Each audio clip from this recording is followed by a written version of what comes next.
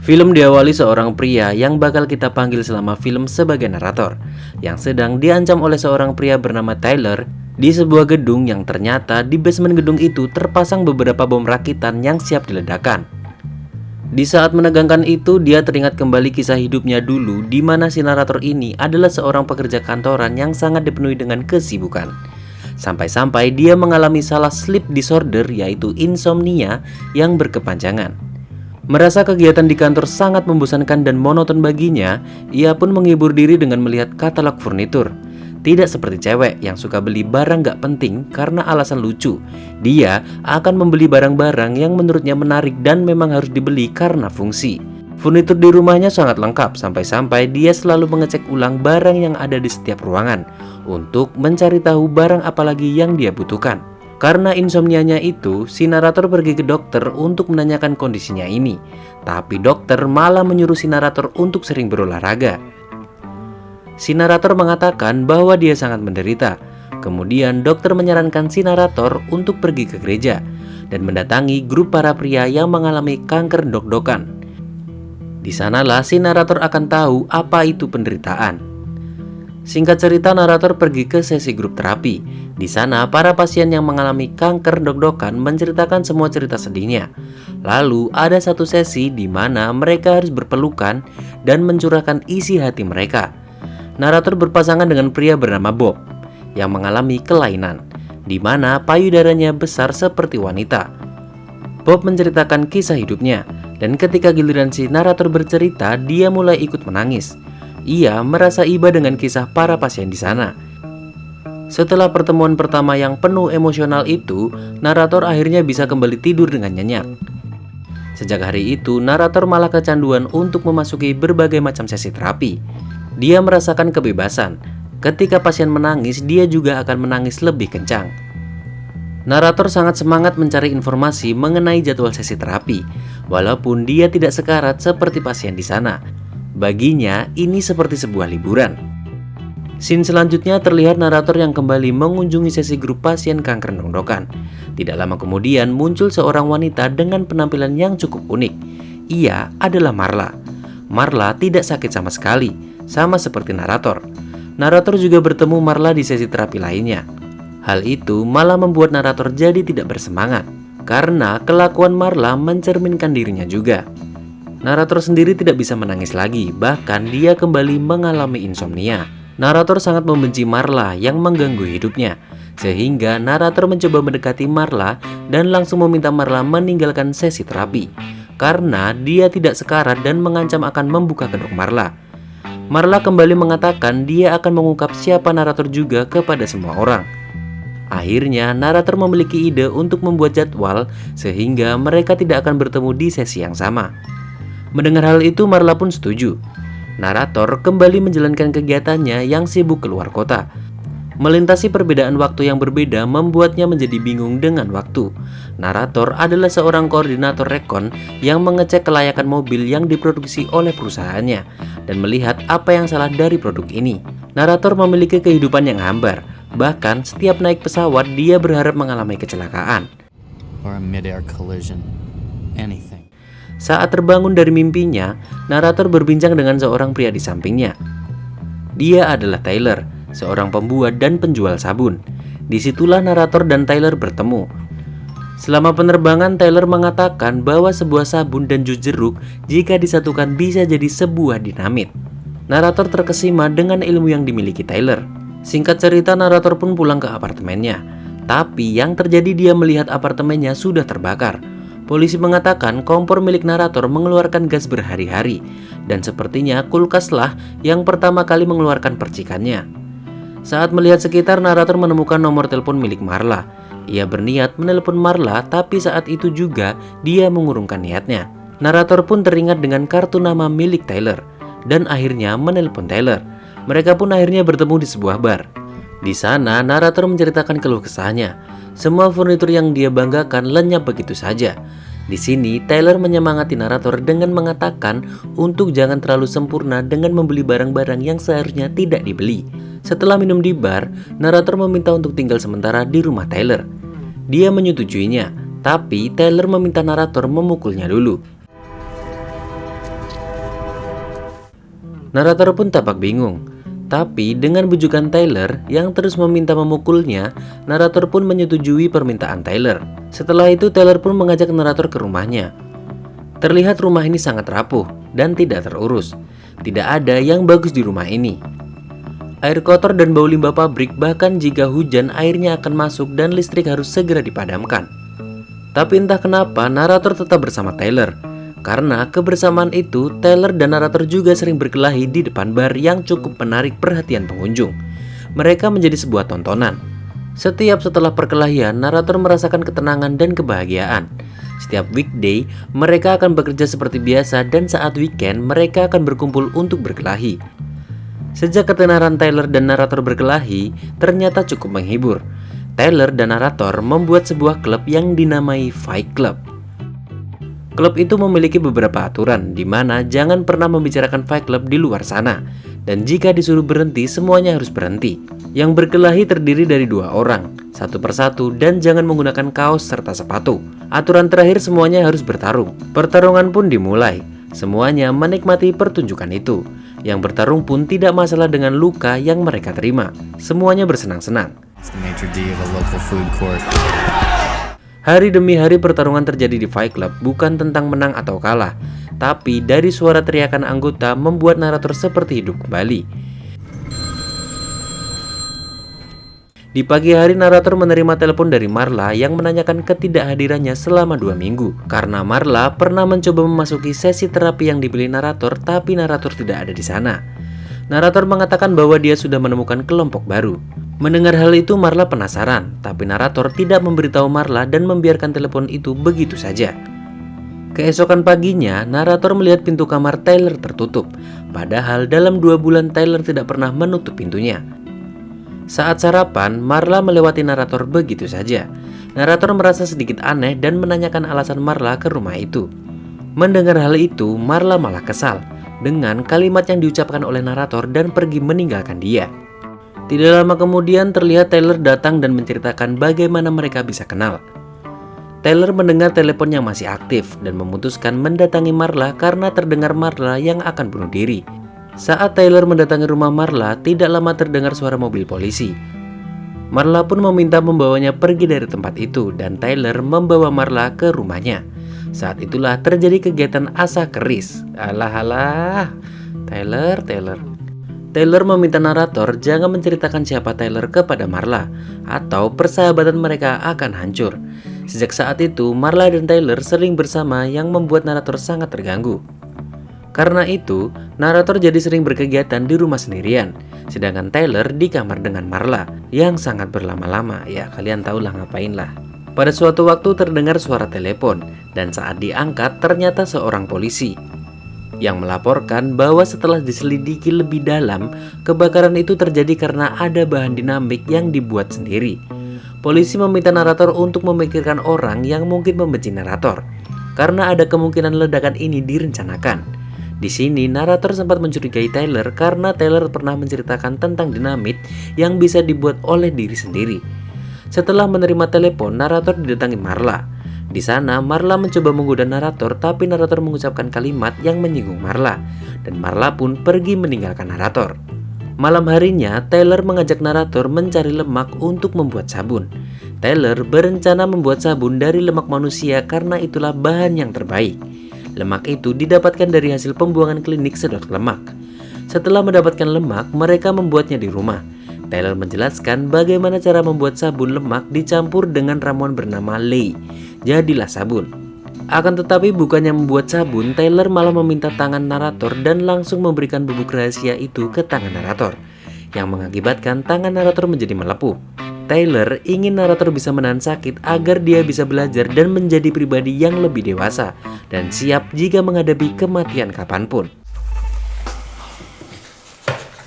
Singkat cerita, narator bertemu dengan Bob, temannya, di grup terapi. Di sana, Bob mengatakan bahwa dia sudah tidak ikut grup terapi lagi.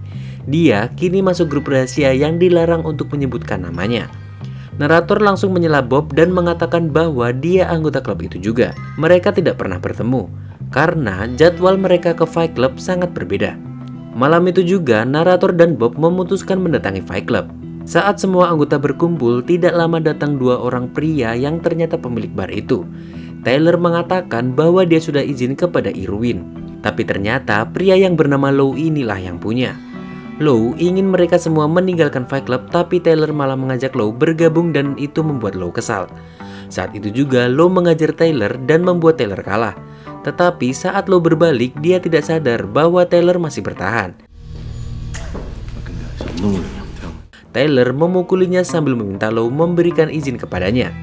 Karena kejadian itu, Lou pun mengizinkan tempat itu dipakai. Para anggota membantu Tyler dan Tyler pun langsung memberikan tugas kepada semua anggota untuk berkelahi dengan orang asing di luar sana. Sejak hari itu, banyak perkelahian di mana-mana, termasuk narator yang mendatangi bosnya dan mengancam untuk melaporkannya ke semua orang bahwa dia tahu berbagai macam kegagalan dari mobil yang diciptakan perusahaan ini. Karena kesal, bosnya menelepon security dan tiba-tiba narator malah memukul dirinya sendiri. Hal itu merubah posisi bosnya menjadi terancam.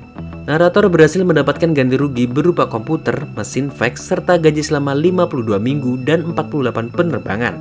Itu cukup untuk membangun Fight Club. Sejak saat itu, Fight Club mendapatkan misi-misi baru dan membuat kekacauan di mana-mana.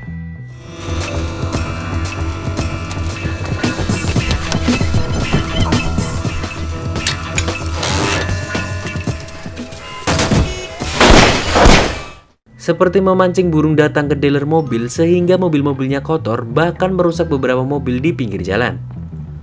Tyler ingin mematahkan persepsi orang-orang tentang ukuran sebuah kesuksesan. Berapa jumlah uang di bank atau mobil apa yang digunakan. Menurut Tyler, dunia ini hanya permainan sampah saja. Singkat cerita, narator melihat Tyler membuat kasur tingkat.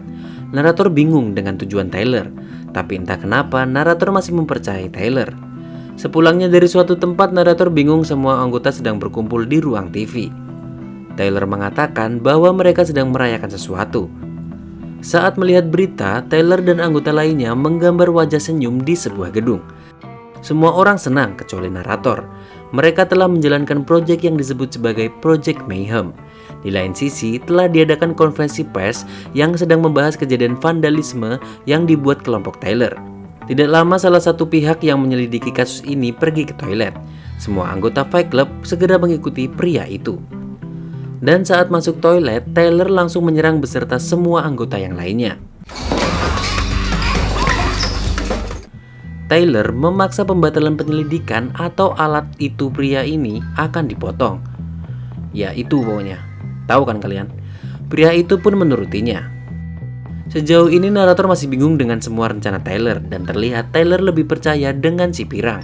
Di Fight Club, narator akan berkelahi dengan si pirang. Dia memukul Mas Pirang dengan sangat keras dan hilang kendali yang membuat semua anggota terheran-heran.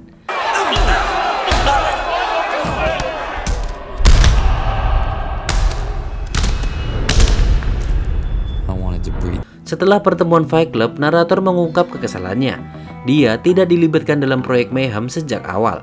Tyler mengungkapkan bahwa Fight Club dan kini Project Mayhem tidak ada bedanya. Jadi intinya narator ini cemburu. Narator ingin diskusi terlebih dahulu karena yang membangun Fight Club ini mereka berdua. Sedangkan Tyler memiliki pandangan yang berbeda, bahwa yang harus mereka lakukan lebih baik tidak mengaitkan dengan persahabatan. Tyler juga tahu bahwa selama ini narator mencurigai dia yang meledakkan apartemennya. Tidak lama, Tyler melepaskan kemudinya lalu meminta narator untuk belajar melepaskan dan merelakan. Tidak lama, kecelakaan pun terjadi.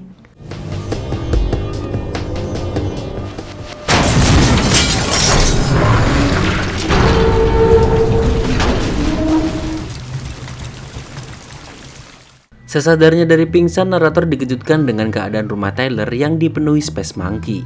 Itulah sebutan yang diberikan Tyler sebelumnya kepada anggota-anggota baru. Narator kebingungan dan tidak menemukan Tyler dimanapun. Bahkan saat akan memegang sebuah berkas, si pirang menahannya dan mengatakan bahwa semuanya sudah terkendali. Saat menanyakan lokasi Tyler, si pirang malah mengucap aturan pertama, jangan menanyakan Project Mayhem. Narator sangat frustasi, dia tidak tahu apa langkah selanjutnya. Narator juga melihat seseorang dibaringkan di atas meja. Narator meminta penjelasan apa yang sedang terjadi. Mereka menceritakan sedang menjalankan misi untuk menghancurkan karya seni sebuah perusahaan dan menghancurkan sebuah kafe di depannya. Awalnya semua berjalan lancar, tapi saat polisi menyerang, Bob tertembak. Mendengar hal itu, narator sangat kesal dengan tindakan mereka. Narator pun memutuskan mendatangi kamar Tyler dan dia melihat beberapa tiket penerbangan. Di saat itu, narator mengambil tindakan dengan mendatangi setiap tempat yang pernah didatangi Tyler. Tapi dia tidak menemukan apapun. Bahkan dia juga baru tahu bahwa Fight Club telah ditutup. Narator merasa semuanya seperti mimpi. Saat narator mendatangi sebuah bar di sana, seseorang menyapanya, seakan-akan mengenal narator. Saat ditanya, pria ini mengatakan bahwa narator datang ke sini semalam, menanyakan keamanan. Narator menanyakan nama pria yang semalam datang. Pelayan itu menjawab Tyler Durden. Narator sangat kebingungan. Dia pun menelepon Marla dan terungkaplah bahwa narator dan Marla sudah berhubungan cukup lama. Tidak lama terdengar suara Tyler di belakangnya. Narator meminta penjelasan. Tyler mengatakan bahwa narator sudah tahu jawabannya kenapa semua orang mengira Tyler dan narator adalah orang yang sama. Saat memejamkan mata, terungkaplah bahwa Tyler dan narator adalah orang yang sama. Jadi Tyler Durden adalah sisi lain dari jiwa narator yang tersembunyi. Semua yang terjadi dilakukan oleh narator itu sendiri, lalu narator tiba-tiba pingsan. Disitulah pertukaran karakter terjadi. Terbukti, tengah malam Tyler menelepon banyak orang. Narator kembali ke rumah dan rumahnya sudah sangat kosong. Narator memutuskan mencari Marla. Marla sangat kesal dengan tingkah narator yang berbeda setiap harinya. Narator pun mengakui bahwa dia memiliki dua kepribadian dan meminta Marla pergi dari kota ini mencari tempat yang terpencil. Karena Marla telah masuk dalam rencana buruknya. Narator memberikan uang dan menyuruh Marla menaiki sebuah bis. Setelah itu, narator mendatangi polisi dan mengaku sebagai teroris yang selama ini dicari polisi, sambil membawa bukti berkas yang dimilikinya. Pemimpin penyelidikan pun kemudian keluar dari ruangan dan tidak lama para polisi ini mengatakan aturan Project Mayhem. Siapapun yang terlibat Project Mayhem harus dihukum. Ternyata ketiga polisi ini anggota Project Mayhem juga. Saat melihat celah, narator pun mengancam para polisi itu dan kabur dari sana. Narator teringat dengan gedung yang akan dihancurkan dan dia pun pergi ke gedung itu. Dia pergi ke basement dan menemukan van putih yang berisikan bom yang sangat banyak. Tidak lama Tyler muncul dan mengatakan bahwa tidak hanya gedung ini saja, tapi masih ada 10 gedung lainnya yang disimpan bom. Narator ingin sekali menghentikan bom itu, tapi dia tidak tahu caranya. Tyler pun menghentikan tindakan narator, tapi tetap saja narator sebenarnya bergulat dengan dirinya sendiri. Di CCTV pun terlihat narator hanya sendirian di sana. Kita kembali lagi ke scene awal ketika narator diancam, yang ternyata oleh dirinya sendiri. Mereka akan menyaksikan hasil rencana yang mereka jalani selama ini, yaitu hancurnya dunia keuangan. Saat melihat keluar jendela, narator melihat Marla yang kembali, tapi kali ini dibawa oleh anak-anak Project Mayhem. Narator meminta Tyler pergi dari pikirannya. Dia kini sadar apa yang dilihatnya tidaklah nyata. Dia bisa mengontrol takdir Tyler sebelumnya, dan akhirnya narator pun memutuskan menembak kepalanya sendiri.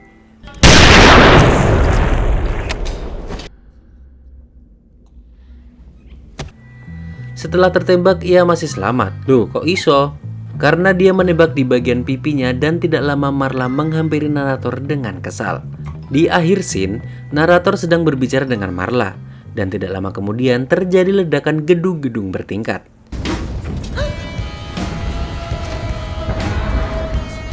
Dan film pun berakhir.